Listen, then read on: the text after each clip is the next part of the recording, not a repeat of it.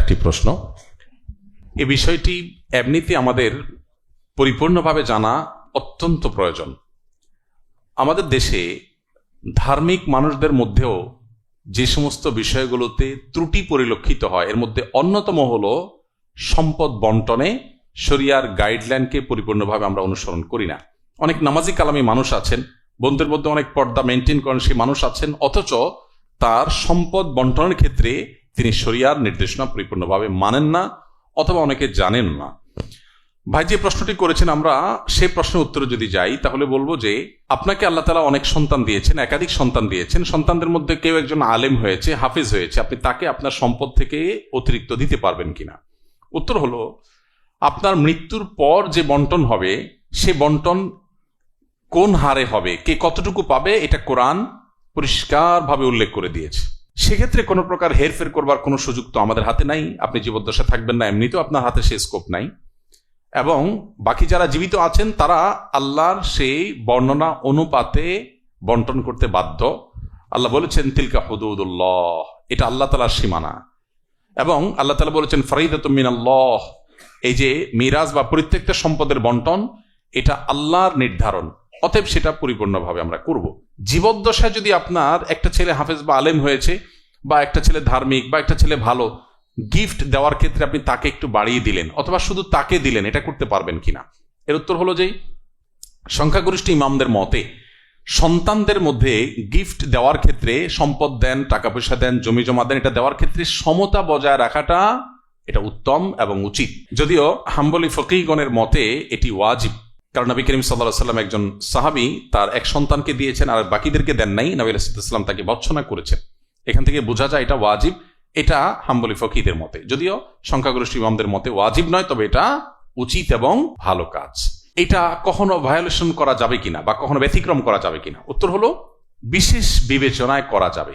বিশেষ বিবেচনা কিরকম? আপনার সন্তানদের মধ্যে একজন অসুস্থ, তার ট্রিটমেন্ট প্রয়োজন, সে দরিদ্র, অনেক পিছিয়ে আছে, বাকিরা যথেষ্ট স্টাবলিশড আছে। এখন দেওয়ার ক্ষেত্রে আপনি যে দরিদ্র তাকে একটু বাড়িয়ে দিলেন, কেন? তার অভাব আছে সেজন্য। এই বিবেচনা যদি আপনি একটু বাড়িয়ে দেন সেটা শরিয়া জায়েজ করে, সেটা ঠিক আছে। কিন্তু বিশেষ কোনো বিবেচনা না, এমনি আপনার ভালো লাগে, আপনি ব্যক্তিগতভাবে তার প্রতি দুর্বল, এই ভিত্তিতে যদি তাকে বাড়িয়ে দেন আর অন্যদেরকে কম দেন, তাহলে সেটা অবশ্যই আপনার জন্য উচিত হবে না এবং সেটা জায়েজ হবে না। আলেম বা হাফিজ অথবা কোনো দিক থেকে ভালো, জাস্ট তাকে প্রণোদনার জন্য, একজন মানুষকে উৎসাহিত করার জন্য যে একটা ভালো ছেলে আছে, বাকিরা হয়তো এতটা ভালো না, জাস্ট উৎসাহের জন্য আপনি তাকে একটু বাড়িয়ে দিলেন, সেটা হতে পারে। কিন্তু অবশ্যই সেটার মাত্রা কতটুকু বাড়িয়ে দিচ্ছেন, সামাজিকভাবে উৎসাহের জন্য এতটুকু দেওয়া হয় নাকি আপনি তার প্রতি দুর্বলতা থেকেই শুধু দিয়ে দিচ্ছেন, এটি অনেক গুরুত্বপূর্ণ বিষয়। নবী আলাইহিস সালাম বলেছেন ইত্তাকুল্লাহ ওয়া আদিলু বাইনা আওলাদিকুম, তোমরা আল্লাহকে ভয় করো এবং তোমাদের সম্পদ বন্টনের ক্ষেত্রে এবং সার্বিক বিচারে তোমাদের সন্তানদের মধ্যে সমতা বজায় রাখো, ইনসাফ বজায় রাখো। এই জন্য ইনসাফ বজায় রাখা জরুরি। একেবারে জিস্টে এসে বলবো, বিশেষ বিবেচনায় কেউ অসুস্থ, কেউ অনেক রুগ্ন, কেউ অনেক দরিদ্র, কেউ হয়তো কোনো কারণে অনেক ভালো, কেউ আবার অনেক খারাপ, এইসব বিবেচনায় একটু ভালোকে প্রণোদনা দেওয়ার জন্য আপনি যদি বাড়িয়ে দেন সেটা জায়েজ হতে পারে। আর এরকম বিশেষ কোনো স্পষ্ট বিবেচনা ছাড়া জাস্ট আপনার ভালো লাগে তার ভিত্তিতে একজনকে দিলেন, আরেকজনকে দিলেন না, একজনকে বাড়িয়ে দিলেন, আরেকজনকে কমিয়ে দিলেন, এটা উচিত নয়। জি, আসসালামু আলাইকুম। ওয়ালাইকুম আসসালাম। জি ভাই, যে প্রশ্নটা করলেন ওই প্রশ্নের সম্পূর্ণ বিপরীত দিকে আর কি আমার বিষয়টা। মানে গ্রাম দেশে একটা প্রবাদ আছে এরকম যে বাবা মা যদি 7 খুনও করে সেটা মাপ।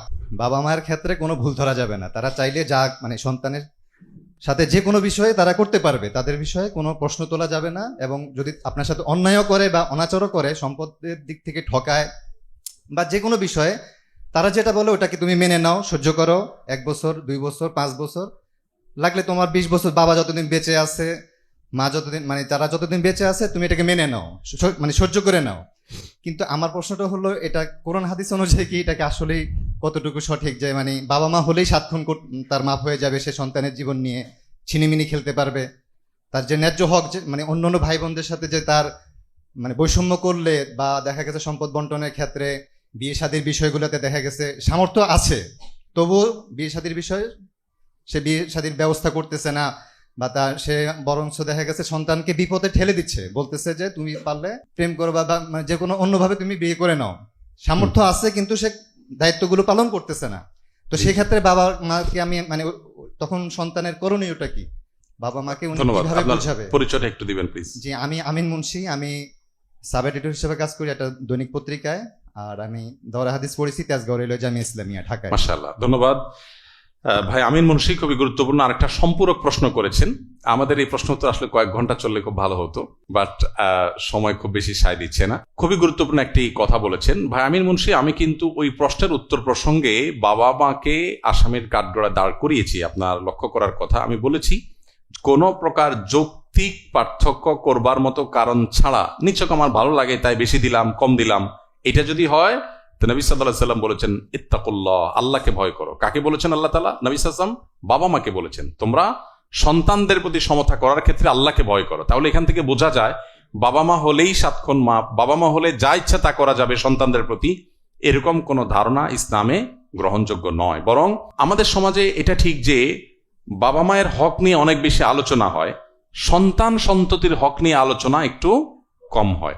এই কম হওয়াটার যৌক্তিক যথেষ্ট কারণও আছে, কারণ ভায়োলেশনটা উল্টা দিক থেকে হয়। ব্যতিক্রম ঘটনা আছে খুব কম, বেশিরভাগ ফ্যামিলিতে হলো বাবা মা সন্তানকে জীবন দিয়ে ভালোবাসার চেষ্টা করে, এটা হলো নর্মাল প্র্যাকটিস। কিন্তু সন্তান বিশ্বাসঘাতকতা করে, বেঈমানি করে, বাবা মার সাথে সদাচরণ করে না, এটার পরিমাণটা বেশি। অতএব এই জায়গাটাতে আলোচনা বেশি হওয়াটা যৌক্তিক।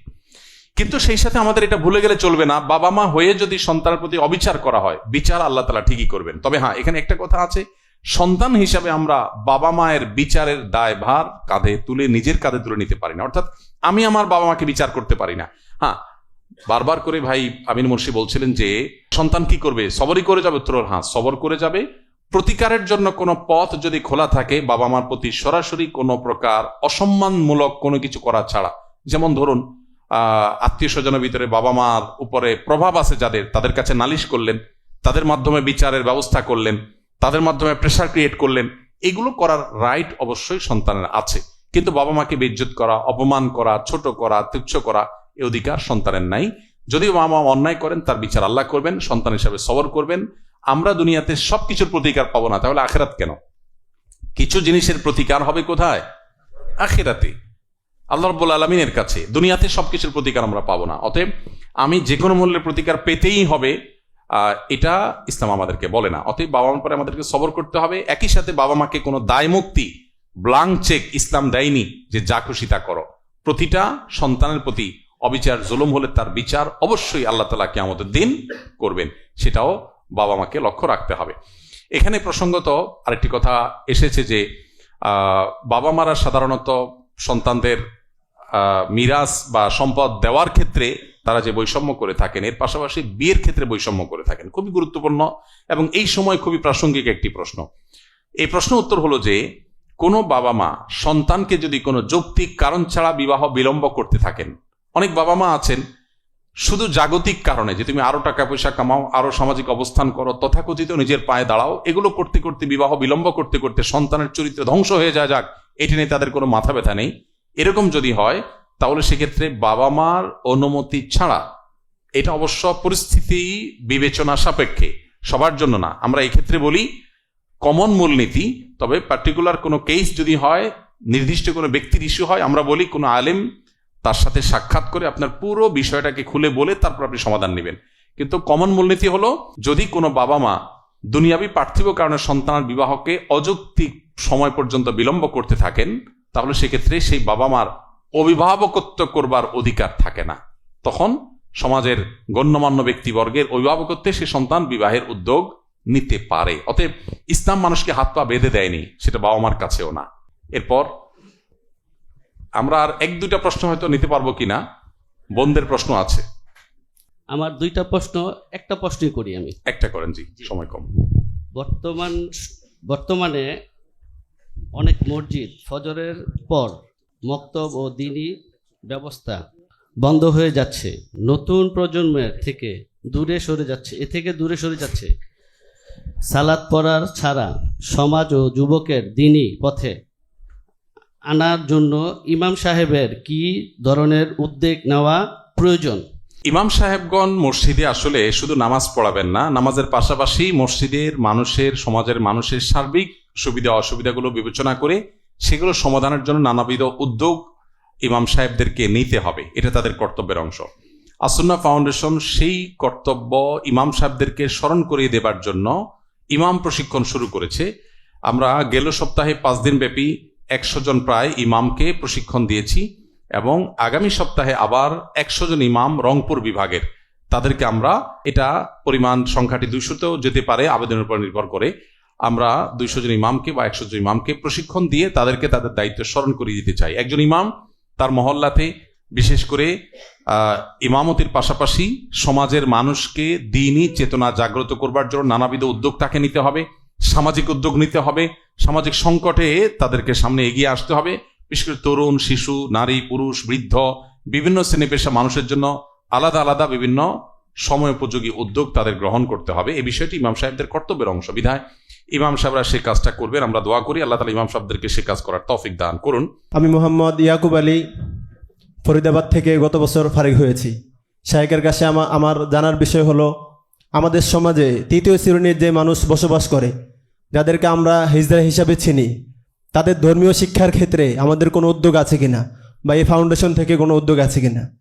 আরেকটা হলো, তারা যদি কোরবানি করে তাহলে তাদের কোরবানি সঠিক হবে কিনা।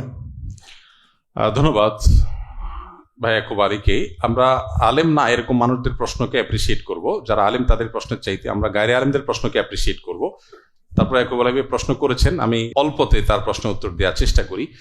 প্রথম কথা হলো যে জনাব ইয়াকুব আলী, যারা হিজড়া হিসাবে সমাজে পরিচিত তাদের মানুষ হিসেবে অধিকার আছে, তাদের কোরবানি কেন বিশুদ্ধ হবে না? যে কোনো মানুষ সচ্ছল হলে তার উপরে কোরবানি বর্তায়, অতএব মানুষ হিসাবে মুসলমান হলে তার উপরেও কোরবানি বর্তাবে, অতএব তার কোরবানি বিশুদ্ধ হবে। আসুন্নাহ ফাউন্ডেশনের যে শিক্ষা, এটা সার্বজনীন। এই যে লাইভ অনুষ্ঠান, এটা তো এমন কোনো কথা না যে হিজড়ারা দেখতে পারবে না। অতএব আমাদের আয়োজনগুলো এমনভাবে হয় যাতে করে সবাই সেখানে সামিল হতে পারে, আলাদা করে আয়োজন করার প্রয়োজন হয় না। এই অনুষ্ঠানটি সেভাবে ডিজাইন করা এবং এছাড়া আরো যে সমস্ত প্রোগ্রামগুলো আমাদের আছে সেই প্রোগ্রামগুলো সেভাবে অলমোস্ট ডিজাইন করা। হিজড়া জনগোষ্ঠীর জন্য বিভিন্ন রকমের আয়োজন আমাদের করার কথা, সে আয়োজন আসুন্নাহ ফাউন্ডেশন থেকে না থাকলেও আলহামদুলিল্লাহ অনেক ভাই ব্রাদাররা তাদের মতো করে করছে এবং এটা করা উচিত। কিন্তু এক্ষেত্রে শরিয়া মেনটেন করা অনেক গুরুত্বপূর্ণ, কারণ এখানে হিজড়ার নামে সমকামী প্রবেশ করছে কিনা এটা অনেক গুরুত্বপূর্ণ একটা বিষয়। এই বিষয়গুলো নিয়ে যারা কাজ করবেন তারা যদি এই স্পর্শকাতরতা না বুঝেন তাহলে ভালো কাজ করতে গিয়ে আরো অনেক বেশি খারাপ হওয়ার আশঙ্কা রয়েছে। বিধায় এই বিষয়গুলোতে সংশ্লিষ্ট যারা আছেন তারা যেন খুবই দায়িত্বশীলতার সাথে কাজগুলো করেন, সেই জিনিসটা তাদের জন্য গুরুত্বপূর্ণ। আমরা আরেকটা প্রশ্ন নিব, লাস্ট প্রশ্ন। আসসালামু আলাইকুম শেখ, আমার প্রশ্ন হচ্ছে, উন্নত কেরিয়ার বা পড়াশোনার জন্য স্টুডেন্ট বিষয়ে অমুসলিম দেশে যাওয়ার বিষয়ে ডাক্তার জাকির নায়েক সহ অনেক স্কলার কড়াকড়ি আরোপ করেছেন এবং হিজরতের উদ্দেশ্য ছাড়া এটিকে নাজায়েজ বলেছেন। কিন্তু আমার প্রশ্ন হলো, নিজ দেশে যদি তীব্র বেকারত্ব বা আর্থিক অভাবের কারণে একজন তরুণ চরম হতাশায় পড়ে, সেখানে অভাবের কারণে তার ঈমান ঠিক রাখাই কঠিন হয়ে যায়, এমত অবস্থায় হালাল উপার্জনের জন্য খোঁজার জন্য স্টুডেন্ট ভিসা বা অন্যান্য ভিসায় অমুসলিম দেশে যাওয়া কি শরীয় বিধান কি চরম অভাব থেকে বাঁচে কি এক্ষেত্রে কোনো গ্রহণযোগ্য উজুর বা কারণ হতে পারে? খুবই গুরুত্বপূর্ণ একটি প্রশ্ন এবং তরুণদের প্রশ্ন। এই প্রশ্নের উত্তরে আমি বলতে চাই, আপনি যে স্কলারদের নাম উল্লেখ করেছেন এবং বলেছেন তারা সতর্ক করেন, আমার প্রায় 25-26টি দেশে যাওয়ার ক্ষুদ্র অভিজ্ঞতা আমার হয়েছে। সে অভিজ্ঞতার আলোকে আমি বলতে চাই, মৌলিকভাবে ইসলাম জ্ঞান অর্জনের জন্য পৃথিবীর কোনো প্রান্তে যেতে নিষেধ করে না। অতএব পৃথিবীর যে কোনো প্রান্তে যে কোনো মুসলিম তরুণ বা যে কোনো বয়সের মানুষ তিনি যেতে পারেন এবং জ্ঞান অর্জন করতে পারেন, এটা হলো মৌলিক কথা। কিন্তু বাস্তবতা হলো পৃথিবীর উন্নত অনেক দেশ যারা আল্লাহর বিধান থেকে দূরে সরে যাওয়ার কারণে, আল্লাহর সিস্টেম বা প্রকৃতিগত নিয়মকে ভায়োলেট করে, এটাকে ডিস্ট্রয় করে নিজেদের তৈরি করা নিয়ম পৃথিবীতে চাপিয়ে দেওয়ার কারণে অনিবার্য ধ্বংসের মুখোমুখি তারা হয়েছে। আর সেটি হলো সন্তান জন্মের হার কমতে কমতে এমন ভয়াবহ আকারে চলে গেছে, নারীদেরকে কর্মক্ষেত্রে গণহারে অ্যাপ্রিসিয়েট করে, অধিকারের নামে সমকামিতার মতো এরকম বহু বিষয়কে স্টাবলিশড করে, বিবাহ বহির্ভূত সম্পর্ককে ওয়েলকাম করে সমাজে সন্তান জন্মের হার, পরিবার গড়ে তোলার হার এটা কমতে কমতে এমন ভয়ঙ্কর পর্যায়ে পৌঁছেছে, পৃথিবীর অনেক উন্নত দেশ তাদের দেশ চালাবার মতো প্রয়োজনীয় লোকবল, জনবল তাদের নেই। এমতো পরিস্থিতিতে একদিকে আমরা দেখতে পাই অনেক যুদ্ধ বিধ্বস্ত দেশের মানুষকে রিফিউজি হিসাবে তারা ওয়েলকাম করে, তাদের দেশের প্রয়োজনে মানুষ নেই দেশে। আবার আমাদের মতো এরকম দরিদ্র বা গরিব, অভাবী বা পিছিয়ে পড়া বা পিছিয়ে থাকা দেশের তরুণদেরকে তারা শিক্ষা গ্রহণ করবার জন্য দু হাতে ডাকে। আমি এটার উপরে একটা ছোট্ট গবেষণা করেছিলাম। আমি লক্ষ্য করেছি ঢাকায় এমন অনেক দেশের এম্বাসি আছে, যে এম্বাসিতে আপনি কোটি কোটি টাকার মালিক, আপনি দাঁড়িয়েছেন ভিজিট ভিসার জন্য, আপনার অ্যাপ্লিকেশন রিফিউজড হতে পারে, কিন্তু যদি একজন তরুণ টকবগে যুবক মেধাবী এতটুকু নিশ্চিত হয়, তাহলে তার স্টুডেন্ট ভিসা রিফিউজ হওয়ার সম্ভাবনা খুবই কম। আপনি লক্ষ্য করুন, বাহ্যিক দৃষ্টিকোণ থেকে মনে হতে পারে যে এটা শিক্ষানুরাগ থেকে তারা করে, বাস্তবতা সম্পূর্ণ ভিন্ন। যারা এ সম্পর্কে ভালো জানেন তারা বলতে পারেন। এমনও দেশের এম্বাসি ঢাকায় আছে যারা স্টুডেন্ট ভিসা অ্যাপ্রুভ করার হার কখনো কখনো 98% পর্যন্ত ছিল। 100টা আবেদনের ভিতরে মাত্র 2টি রিফিউজ হইতো, আর 98 জনকে ভিসা দেওয়া হতো। আমি নিজে একাধিক এম্বাসিতে লক্ষ্য করেছি, তরুণরা ভিসার জন্য দাঁড়িয়েছে এবং তারা বেশিরভাগ মানুষ যদি তার মেধার স্বাক্ষর দিতে পারে, প্রমাণ করতে পারে, তাকে তারা ওয়েলকাম করে। নট অনলি দ্যাট, সেখানে যাওয়ার পর শিক্ষার্থী থাকাকালীন সময়ে চাকরি করতে চাইলে সেই সুযোগ তারা দিয়ে রাখছে। কোন রকম শিক্ষা জীবন পার করার আগেই অনেক দেশ স্ত্রীকে বা দেশ থেকে নেয়ার সুযোগ দিচ্ছে, এবং শিক্ষার সময়টা পার করতে না করতেই তাকে নাগরিকত্ব অফার করছে এবং সুযোগ রাখছে এমন ভাবে যে সে নাগরিকত্ব সহজে গ্রহণ করবে। এদের একটা উল্লেখযোগ্য অংশ আর দেশে ফিরে না। আমাদের এক ভাই, আমি রসিকতা করে তাকে বলেছিলাম যে আপনার কাছে আমার নিজেরও টাকা আছে, কারণ আপনাকে জনগণের ট্যাক্সের টাকায় যে পরিমাণ পড়াশোনা করানো হয়েছিল, সেটা করানো হয়েছিল আপনি দেশ এবং জাতির কল্যাণে কাজ করবেন সেজন্য। আপনি নিজের কল্যাণ বিবেচনা করে বিদেশে এসে পড়াশোনা করে এখানে এস্টাবলিশড হয়ে গেছেন, পিএইচডি করেছেন, এখন এখানে একটা ভালো কোম্পানিতে জব করেন, বাচ্চা কাচ্চা নিয়ে কাজ করছেন।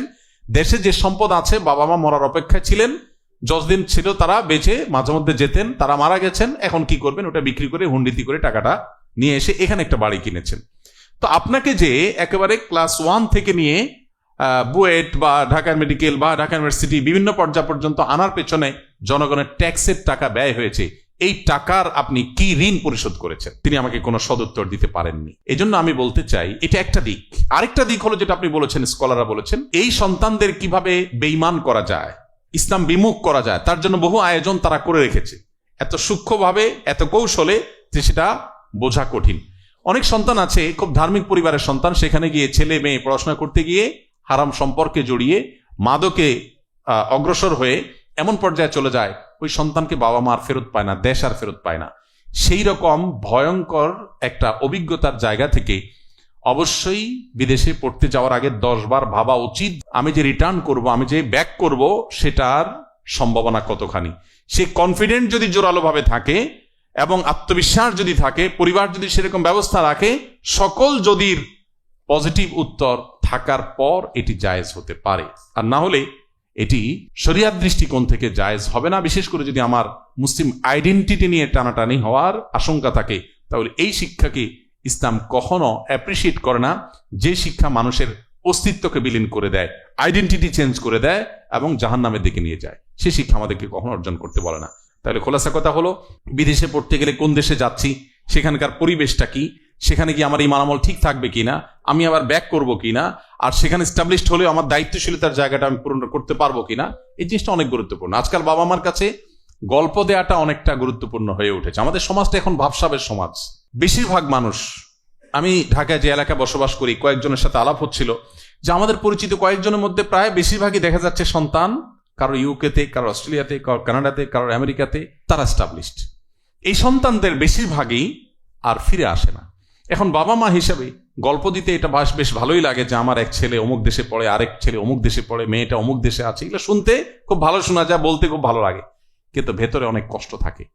ঈদের দিন যখন ঈদের নামাজ পড়তে যান, ভালো একটা খাবার নিয়ে যখন সামনে বসেন, অসুখে যখন কষ্ট পীড়িত হন, তখন আপনি ফিল করেন আপনার সন্তানটা আপনার পাশে থাকবে, কিন্তু আনফর্চুনেটলি সে পাশে থাকে না।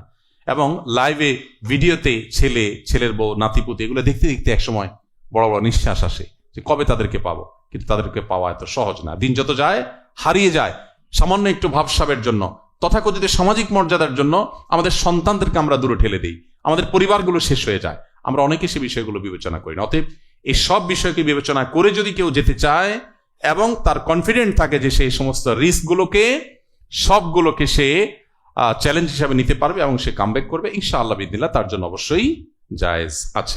রাজিয়া সুলতানা উর্মি আপনি লিখেছেন, কেউ কালো জাদু শিকার হয়ে থাকলে করণীয় কি? প্রথম কথা হলো, ব্ল্যাক ম্যাজিক এবং কালো জাদু, সেহের যেটাকে বলা হয় কোরআনের ভাষায়, সেটা থেকে মুক্তি পাওয়ার জন্য ব্যক্তিগত প্রচেষ্টায় সেলফ রুকিয়া করা যেতে পারে। কমন আমল হলো সকাল এবং সন্ধ্যায় 3 কুল 3 বার পাঠ করা, সূরা ইখলাস, সূরা ফালাক, সূরা নাস 3 বার পড়ে ফু দিয়ে পুরো শরীর মোছা দরকার, এটা খুবই গুরুত্বপূর্ণ।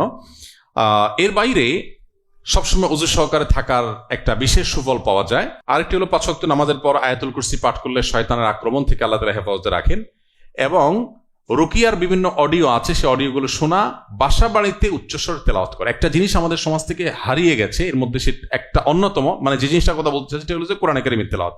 অনেক জিনিস হারিয়ে গেছে, এর মধ্যে অন্যতম হলো কোরআনের তেলাওয়াত হারিয়ে গেছে। এখন কোরআন তেলাওয়াত অনেকে করলেও নীরবে করেন, বাসা বাড়িতে পুরুষরা সরবে, নারীরাও এতটুকু সরবে করতে পারেন যে পরপুরুষের কণ্ঠ পর্যন্ত, কান পর্যন্ত যাবে না, এতে শয়তান বিদরিত হয় বাসা থেকে। এর বাইরে আরো কিছু ছোট ছোট ইনিশিয়েটিভ আছে যেগুলো আমাদের নেওয়া উচিত। আসুন্নাহ ফাউন্ডেশন থেকে আমরা রুকিয়া বিষয়ক একটা ছোট লিফলেট করেছি, আপনারা যাওয়ার সময় প্রত্যেকে যার যার কপি সংগ্রহ করে নিয়ে যেতে পারবেন। এটা আমরা ফ্রি ডিস্ট্রিবিউশনের জন্য করেছি, আপনারা নিজেরাও ডিস্ট্রিবিউশন করতে পারেন, আবার ডিস্ট্রিবিউশনের সহায়তাও করতে পারেন। এখানে বেশ কিছু গাইডলাইন দেওয়া আছে যেগুলো ফলো করলে আশা করা যায় ব্ল্যাক ম্যাজিক থেকে আল্লাহ আমাদেরকে হেফাজতে রাখবেন। সূরা বাকারা বিশেষভাবে যদি কোনো বাসায় তেলাওয়াত করা হয়, আল্লাহ তাআলা সেই বাসাকে হেফাজতে রাখেন, এজন্য তেলাওয়াত করা দরকার, আর না হয় তেলাওয়াতের অডিও চালানো দরকার। মালেকা পারভিন লিখেছেন, আমার শাশুড়ি মারা যাওয়ার সময় তিনি কিছু স্বর্ণালংকার রেখে যান, তখন আমার শ্বশুর জীবিত ছিলেন, সে সময় স্বর্ণগুলো আমরা ভাগাভাগি করিনি, শ্বশুরের কাছেই সংরক্ষিত ছিল। শ্বশুর মারা যাওয়ার পর এখন আমরা বন্টন করতে চাচ্ছি, কিভাবে বন্টন করতে হবে? বোন মালিকা পারভিন, আপনার প্রশ্নের উত্তর হলো যে আপনার শাশুড়ি মারা যাওয়ার সময় তার স্বামী সহ, আপনার শাশুড়ি অর্থাৎ শ্বশুর আপনার, তিনি সহ যদি অন্য ওয়ারিসরা জীবিত থেকে থাকেন, তাহলে সেক্ষেত্রে মিরাস নীতি অনুসারে তাদের সবার মধ্যে বন্টন হয়ে যাবে। এটাই হলো শরিয়ার নির্দেশনা। আবিদা সুলতানা লিখেছেন, ইচ্ছার বিরুদ্ধে বিয়ে দিলে অভিভাবকরা কি আল্লাহর কাছে দায়ী হবেন? একটু আগে আমাদের এক ভাই প্রশ্ন করেছেন, অনেকটা কাছাকাছি প্রশ্ন, খুবই গুরুত্বপূর্ণ প্রশ্ন। কোনো মেয়েকে বা কোনো ছেলেকে বাবা মা বলপূর্বক, জোরপূর্বক তাদের মতের বিরুদ্ধে গিয়ে কোনো সিদ্ধান্ত চাপিয়ে দিয়ে বিবাহ করতে বাধ্য করবার এখতিয়ার ইসলাম কোনো বাবা মাকে দেয়নি। কিন্তু সেই সাথে আবার এটাও মাথায় রাখতে হবে যে সন্তানের ভালো মন্দ সন্তানের চাইতে বেশিরভাগ ক্ষেত্রেই বাবা মারা ভালো বোঝেন। সন্তান নিজে বেশি ভালো বুঝতে গিয়ে যে সিদ্ধান্তটা নেয়, অনেক ক্ষেত্রে দেখা যায় পরবর্তীতে সে বুঝতে পারে সে ভুল করে ফেলেছে, কিন্তু তখন তার আর কামব্যাক করার সুযোগ থাকে না।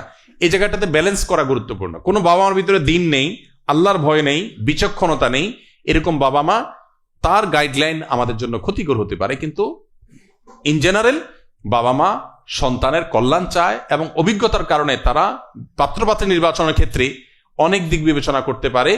তারুণ্যের যে উচ্ছলতা আছে সেটার কারণে আমরা অনেকে সেটাকে সঠিকভাবে বিবেচনা করতে পারি না। এই জন্য তাদের সিদ্ধান্তকে শ্রদ্ধা জানানো উচিত, প্রায়োরিটি দেওয়া উচিত, সন্তানের কর্তব্য। বাট মা বাবার কর্তব্য কোনো সিদ্ধান্ত চাপিয়ে না দেওয়া।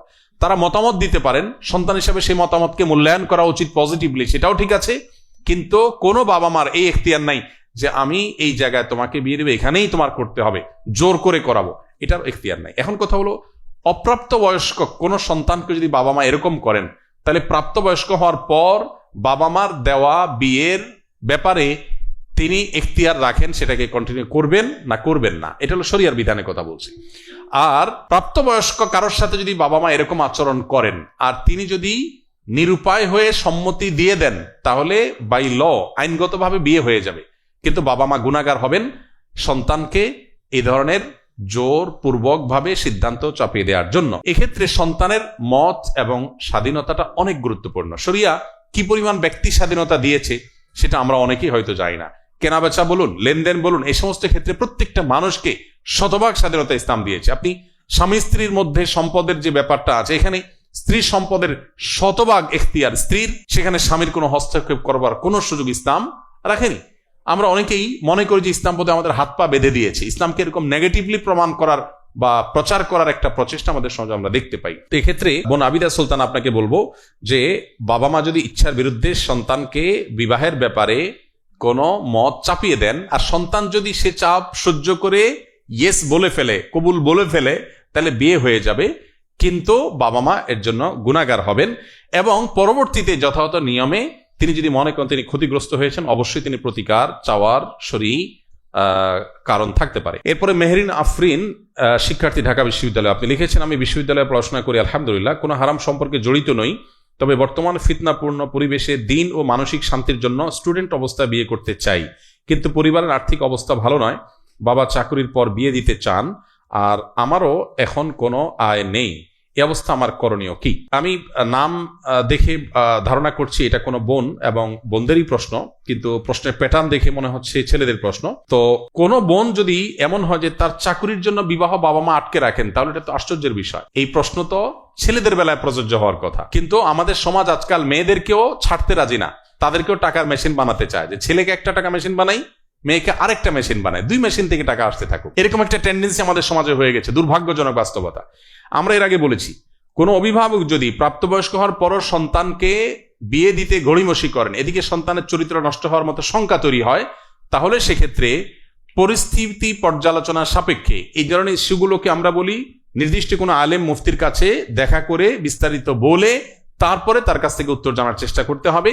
সেক্ষেত্রে আপনার অভিভাবকের অনুমতি ছাড়াও বিবাহের উদ্যোগ নিতে পারবেন, যদি মনে হয় তারা আপনার প্রতি জুলুম করছেন, অবিচার করছেন, অনধিকার চর্চা করছেন এবং শরিয়ার গুরুত্ব তারা অনুধাবন করছেন না, সেক্ষেত্রে। অতএব আপনার পুরো বিষয়টাকে আপনি কোনো ভালো আলেমের সাথে মেহরবানি করে আলোচনা করে তারপর ইনশাআল্লাহ আপনি সিদ্ধান্ত নেবেন। এরপরে শামসাদ সাদিয়া নিশা বোন, আপনি লিখেছেন, আমার গৃহ পরিচারিকার স্বামী নেই, সবসময় আমাদের বাসায় থাকে, আমার 2 ছেলেকে ছোট থেকে বড় করেছে, আমি তাকে আমাদের পরিবারের সাথে ওমরা করাতে চাই, পারবো কিনা? গৃহ পরিচারিকাদের সাথে সদাচরণ করবার নজির খুব বেশি নেই। জীবনে প্রশ্ন করেছেন, তিনি নিশ্চয়ই অনেক ভালো আচরণ করতে চাচ্ছেন, এটাকে অ্যাপ্রিসিয়েট করি, কিন্তু মেয়েদের সফরের ক্ষেত্রে শরিয়ার বিধান হলো লা তুসাফিরুল মারআতু ইল্লা মা'আজি মাহরামিন, কোন নারী মাহরাম ছাড়া সফর করবে না, এটা হলো শরিয়ার নির্দেশ, নবী আলাইহিস সালামের নিষেধাজ্ঞা আছে এখানে, এবং সেটা নারীর নিরাপত্তার কল্যাণে। একজন নারী তিনি যদি কোনো বিপদে পড়েন আর শারীরিকভাবে অসুস্থ হয়ে পড়েন, তাহলে অন্য পুরুষরা যেন তাকে ধরতে যেতে না হয়, এটা তার ব্যক্তিত্বের জন্য আঘাত, সেজন্য শরীয়ত তার সাথে একজন লোক যেতে বাধ্য করে। আমি বিষয়টিকে আমাদের প্রেসিডেন্ট, প্রধানমন্ত্রী, বিভিন্ন গুরুত্বপূর্ণ ব্যক্তিদের যে প্রটোকল থাকে সেটার সাথে তুলনা করতে আমি স্বাচ্ছন্দ্য বোধ করি। ধরুন, যিনি যখন প্রেসিডেন্টের চেয়ারে থাকেন, তিনি যদি বলেন যে কত বছর আমি একটু কারণ বাজারে গিয়ে বাজার করি না, তোমরা এই সমস্ত লটবহর সামনে পিছনে থাকো, আমি কিছু স্বাধীনভাবে করতে পারি না, একটু পাবলিক বাসে উঠবো, একটু উঠতে পারি না, তোমরা সরো, আমি একা একা উঠবো, তাকে কি উঠতে দেওয়া হবে? উনি যতই বলুক, ওনাকে কিন্তু একাকি ছাড়া হবে না, এটা তার নিরাপত্তার খাতিরে। এখন এটাকে যদি কেউ বন্দিত্ব মনে করে বা এটাকে কেউ জুলুম মনে করে, সেটা অবশ্যই ভুল। ঠিক একইভাবে একজন বোন তিনি সফর করবেন, তার সাথে মাহরাম থাকবে, সেটা তার নিরাপত্তার প্রয়োজনে শরীয়ত আমাদেরকে সেই জিনিসটি বলেছে। এই জন্য আপনার গৃহ পরিচারিকার সাথে মাহরাম থাকতে হবে। হ্যাঁ, তিনি যদি বৃদ্ধা হন, এত বেশি বয়স হয়েছে যে ফিতনার এই গণ্ডি পার হয়ে গেছে, তাহলে সেক্ষেত্রে আপনি তাকে নিয়ে যেতে পারেন। অবশ্য নিরুপায় ব্যক্তির জন্য অনেক স্কলার, অনেক ওলামা একরাম অন্য মহিলাদের সাথে যদি কোনো গ্রুপে কাফেলা হয়ে যায় সেটাকে জায়েজ বলেছেন। এটা বিচ্ছিন্ন মত, এবং জেনারেল যে মত সেটা এটা না, সেটা হলো যে মাহরাম ছাড়া সফর করবে না, সেক্ষেত্রে আপনি অন্য কোনোভাবে তাকে উপকার পৌঁছানোর চেষ্টা করেন। নাবিলা লিখেছেন, স্টুডেন্ট অবস্থায় বাবা মায়ের প্রতি সন্তানের দায়িত্ব কতটুকু? বোন নাবিলা, স্টুডেন্ট অবস্থায় বাবা মার প্রতি আপনার খুব বেশি কর্তব্য নেই, আবার আছেও। কিভাবে সেটা? যদি আপনার বাবা মা অভাবী হন, তাদের সংসার চালাতে কষ্ট হয়, কিন্তু আপনি শিক্ষার্থী হয়েও উপার্জন করবার সুযোগ থাকে।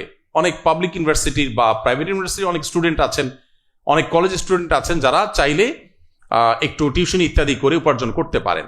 আপনার বাবা মা কষ্টে আছেন, তাদের সংসার চালাতে কষ্ট হয়, তাহলে আপনার কর্তব্য তাদেরকে সহযোগিতা করা।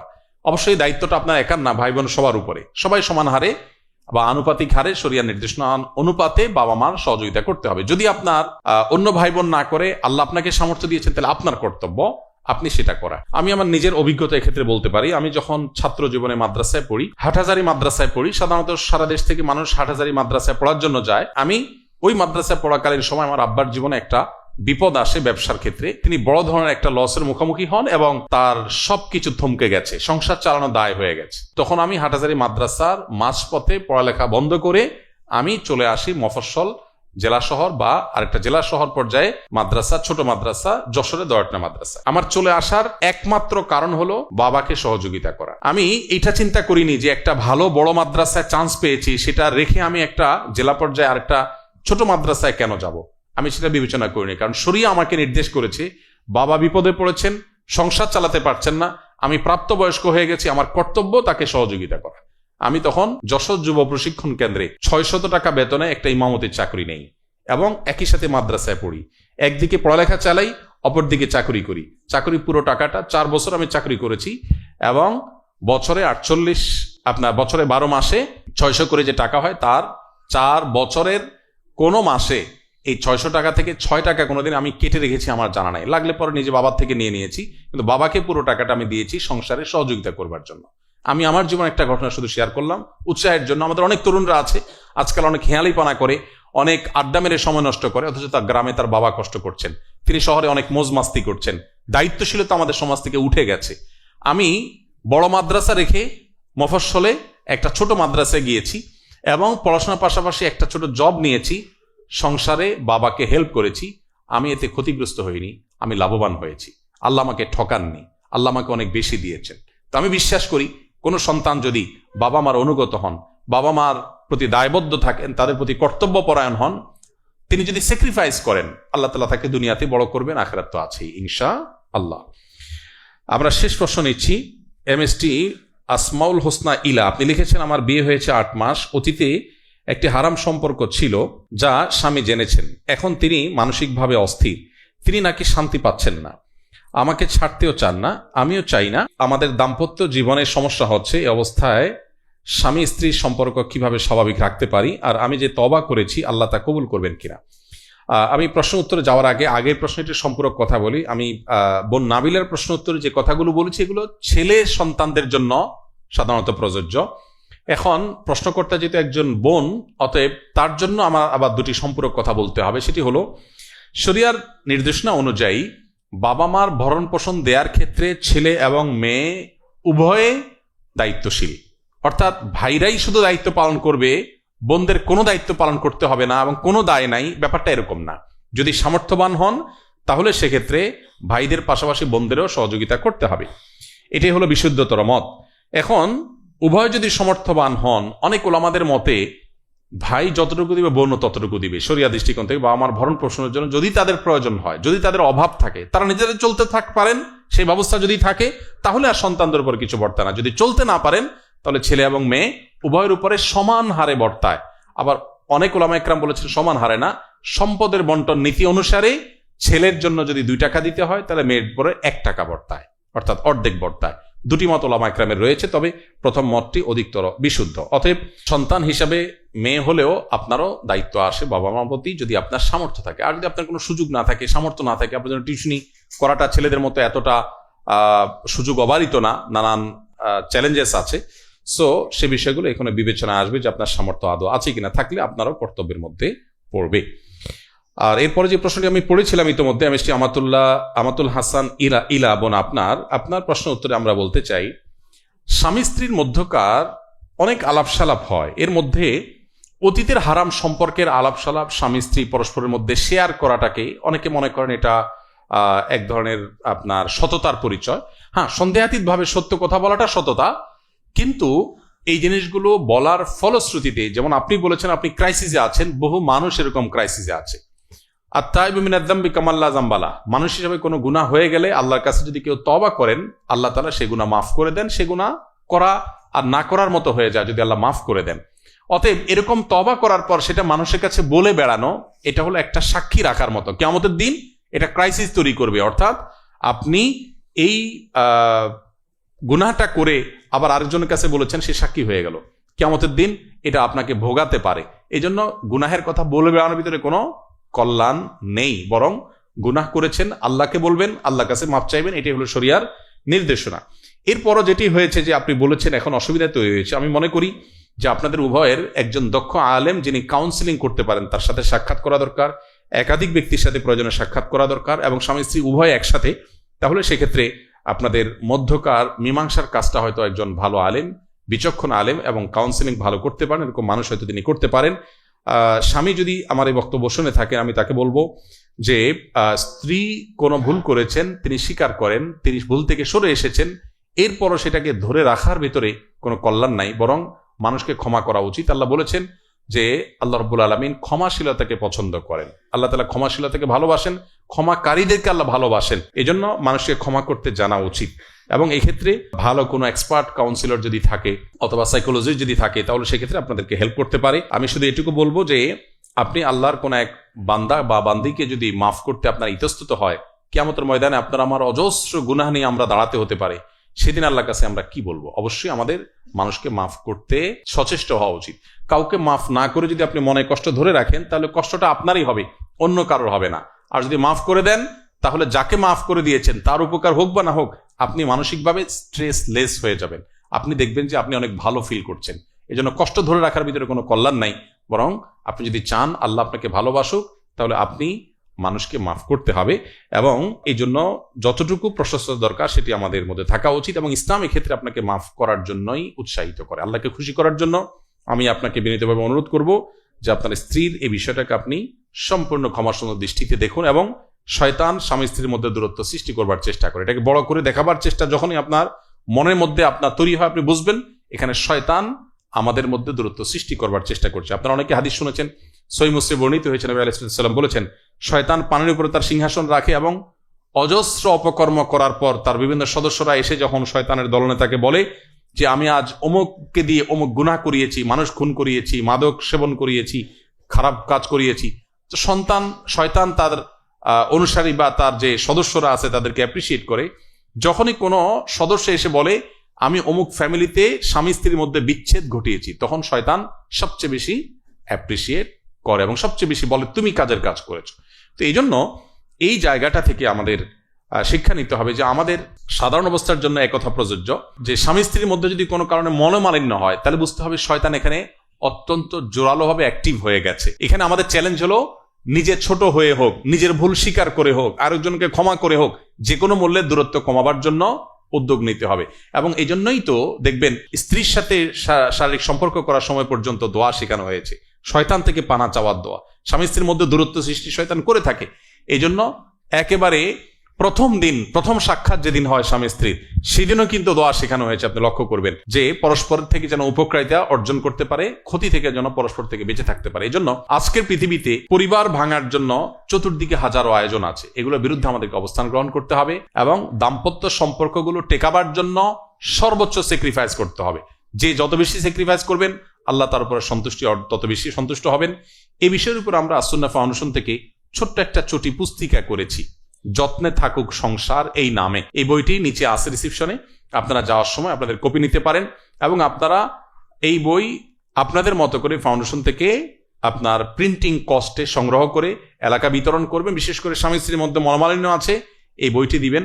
আমরা বইটাকে আশা করি খুব ছোট্ট একটা বই, কয়েক পেজের, এটা যদি কোনো স্বামী স্ত্রীর মধ্যে দূরত্ব থাকে তারা পড়েন, আমরা আশা করি যে তাদের দূরত্ব দূরে এটা সাহায্য করবে, সহযোগিতা করবে। সংসার বাঁচাবার সংগ্রাম আমাদের করতে হবে। আমরা বলি পৃথিবীর পশ্চিম এবং পূর্বের অনেক অংশ আমাদের চাইতে অনেক দূর এগিয়ে আছে। তারা যদি বিভিন্ন ক্ষেত্রে জ্ঞানে বিজ্ঞানে তথ্য প্রযুক্তিতে আমাদের চাইতে 100 বছর এগিয়ে থাকে, আমাদের দাম্পত্য সুখে আমরা তাদের চাইতে 200 বছর এগিয়ে আছি। আমাদের এই সফলতাটাকে ধরে রাখতে হবে, কিন্তু এখন সেই জায়গায় নেই। আমরা প্রতিনিয়ত সংসার ভাঙছে, প্রতিনিয়ত আপনার গৃহবিবাদ বাড়ছে, স্বামী স্ত্রীর মধ্যে দূরত্ব হচ্ছে। এটির বিরুদ্ধে আমাদের সংগ্রাম চালাতে হবে। আল্লাহ তাআলা আমাদের সবাইকে অটুট দাম্পত্যের বন্ধন নসিব করুন, আমাদের পরিবারগুলোকে আল্লাহ তাআলা টিকিয়ে রাখার তৌফিক দান করুন। আজকের আয়োজনে আপনাদের অনেকেরই প্রশ্ন ছিল, অজস্র মানুষ আপনারা হাত তুলেছেন, অথচ আপনাদের সবার প্রশ্ন উত্তর আমরা দিতে পারিনি সময় স্বল্পতার জন্য। জানি না এই দুঃখ প্রকাশ আর কতদিন করব। লাইভ অনুষ্ঠানে প্রতিদিন বলতে হয় একই কথা, আজকে সামনাসামনি একই কথা বলতে হচ্ছে যে সময় স্বল্পতার কারণে সবার প্রশ্ন উত্তর দেওয়া যায়নি।